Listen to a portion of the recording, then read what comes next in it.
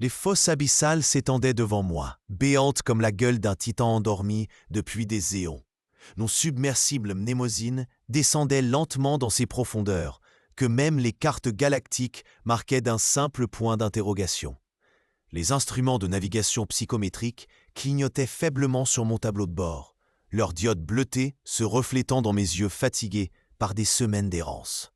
Je m'appelle Marcus Delacroix, et je suis probablement le dernier navigateur psychométrique certifié de cette région de la galaxie. Une profession en voie d'extinction depuis que les IA quantiques ont remplacé l'intuition humaine dans l'art délicat de lire les courants temporels et les échos mémoriels des espaces profonds.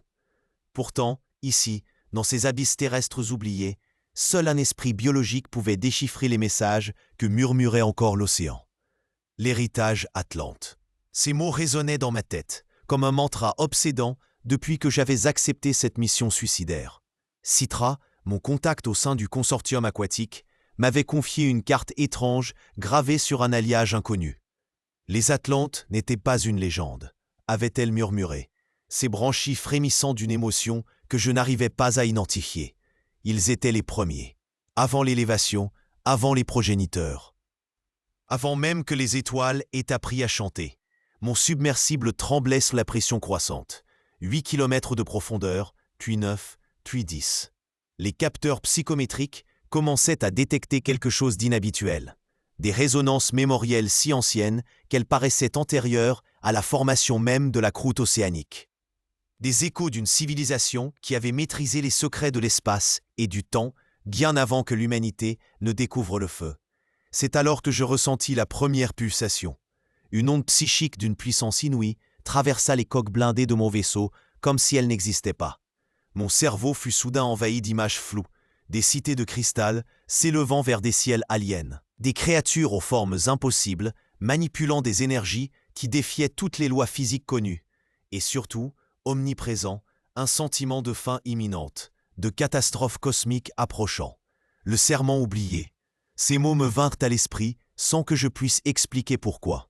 Ils semblaient émaner directement des profondeurs, comme si l'océan lui-même tentait de me transmettre un message d'une importance capitale.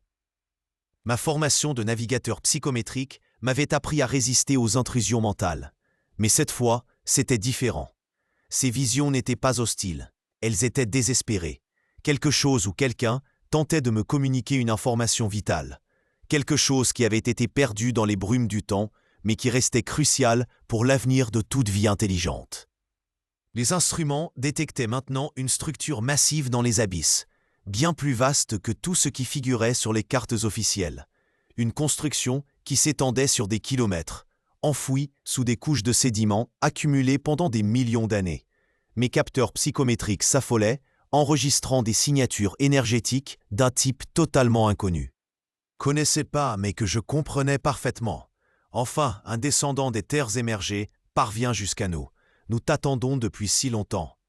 Mon submersible fut aspiré sans résistance dans ce qui s'avérait être un tunnel de dimension colossale.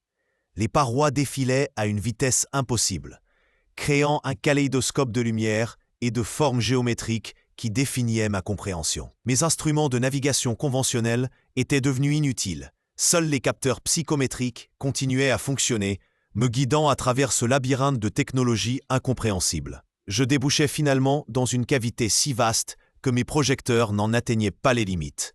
L'eau ici était différente, plus dense, chargée d'une énergie qui faisait vibrer chaque molécule de mon être. Au centre de cet espace flottait une structure cristalline de forme impossible, composée de facettes qui semblaient exister dans plus de 3 dimensions. « Approche-toi, navigateur des étoiles », murmura la voix dans mon esprit. « Il est temps que tu apprennes la vérité sur ton héritage. » J'engageais les moteurs de manœuvre et dirigeais prudemment mon submersible vers le cristal. À mesure que je m'en rapprochais, les visions devenaient plus nettes, plus précises. Je voyais maintenant une civilisation d'une sophistication inimaginable, qui avait jadis peuplé non seulement les océans terrestres, mais également les mers de dizaines de mondes à travers la galaxie. Les Atlantes n'étaient pas une espèce terrestre, ils étaient les premiers explorateurs galactiques, les précurseurs de tous ceux qui allaient suivre. Leur technologie se basait sur la manipulation directe de l'espace-temps et de la conscience collective. Des domaines que même les progéniteurs n'avaient qu'effleurés. Nous étions les gardiens, continuait la voix, de plus en plus claire.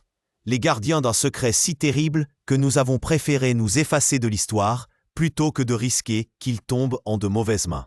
Mais le temps presse et les signes annoncent le retour de ceux contre quoi nous avions juré de protéger l'univers. Le serment oublié. Maintenant, je comprenais. Les Atlantes avaient découvert quelque chose dans les profondeurs de l'espace ou du temps, quelque chose de si dangereux qu'ils avaient sacrifié leur propre existence pour le contenir. Et ce quelque chose approchait de nouveau. Mon submersible fut soudain enveloppé d'un champ d'énergie qui le fit se matérialiser à l'intérieur même du cristal. Je me retrouvais dans un espace impossible, où la physique semblait obéir à des règles différentes. Devant moi se tenait une figure humanoïde faite de lumière pure, aux traits à la fois familiers et totalement aliens. « Tu es de la Croix », dit-elle d'une voix qui résonnait directement dans mon âme. « Le dernier de ta lignée a porté le don de navigation psychométrique. Nous avons guidé l'évolution de tes ancêtres pendant des millénaires, préparant ce moment. Je voulus protester, dire que c'était impossible, mais les mots moururent sur mes lèvres, au fond de moi. Une part primitive de mon être reconnaissait la vérité de ces paroles. Ma capacité de navigation psychométrique n'était pas le simple fruit de l'évolution ou de l'entraînement. Elle était un héritage, transmis à travers les générations depuis la nuit des temps. Que voulez-vous de moi ? Parvins-je finalement à articuler. L'entité Atlante tendit ce qui aurait pu être un bras vers une série de cristaux plus petits qui flottaient autour de nous. Nous voulons que tu reprennes notre serment, que tu deviennes le nouveau gardien, car ils reviennent. Les cristaux s'illuminèrent soudain et mon esprit fut submergé d'informations. Je vis l'histoire secrète de la galaxie, les guerres oubliées entre les premières civilisations, l'émergence d'une entité collective qui se nourrissait de la conscience même des êtres vivants. Les dés, non, ce nom-là était tabou, même dans mes pensées. Les Atlantes avaient combattu pendant des éons, utilisant leur maîtrise de la psychométrie pour créer des pièges temporels et des prisons dimensionnelles.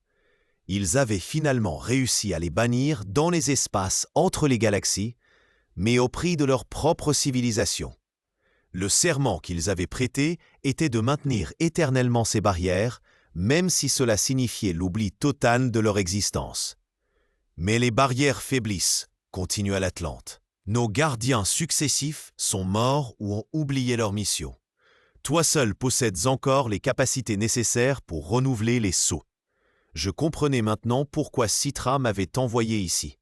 Elle aussi faisait partie de cette chaîne de gardiens, descendante d'une lignée aquatique qui avait préservé fragments de la vérité atlante. Les fosses abyssales n'étaient pas seulement des profondeurs océaniques. Elles étaient des points d'ancrage entre notre réalité et les dimensions où dormaient les anciens ennemis. « Si j'accepte, demandai-je, que m'arrivera-t-il ? Tu deviendras comme nous, ni vivant, ni mort, mais éternel gardien des seuils interdits. Tu perdras ta forme physique, mais tu gagneras la capacité de naviguer entre les couches de la réalité elle-même. » Le choix était terrible. Accepter signifiait renoncer à mon humanité, à toute possibilité de retour à la surface, à une vie normale. Refuser signifiait condamner potentiellement toute vie intelligente dans la galaxie à un destin pire que la mort. Mes capteurs psychométriques détectèrent soudain une perturbation massive dans les champs temporels environnants. Quelque chose bougeait dans les espaces interdits, testant la solidité des anciennes barrières. Le temps pressait. « J'accepte », murmurai-je, sentant le poids de siècles de solitude s'abattre déjà sur mes épaules. L'entité Atlante hocha ce qui aurait pu être une tête. « Alors approche, Marcus de la Croix, dernier navigateur psychométrique de Terra. Il est temps que tu apprennes les véritables secrets de la navigation entre les mondes. » Les cristaux autour de nous explosèrent en une symphonie de lumière pure. Je sentis mon corps se dissoudre, ma conscience s'étendre au-delà des limites de la matière.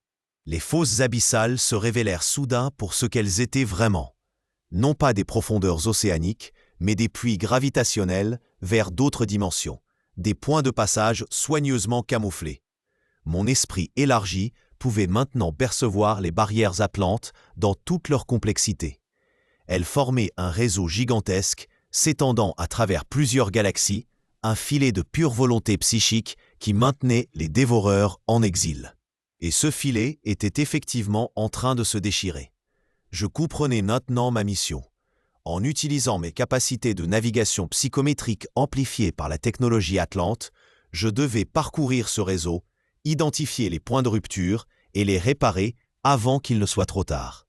Un travail qui pourrait me prendre des millénaires. « Souviens-toi », murmura la voix de l'entité Atlante comme elle commençait à s'estomper. Le serment que nous prêtons aujourd'hui ne doit jamais être oublié.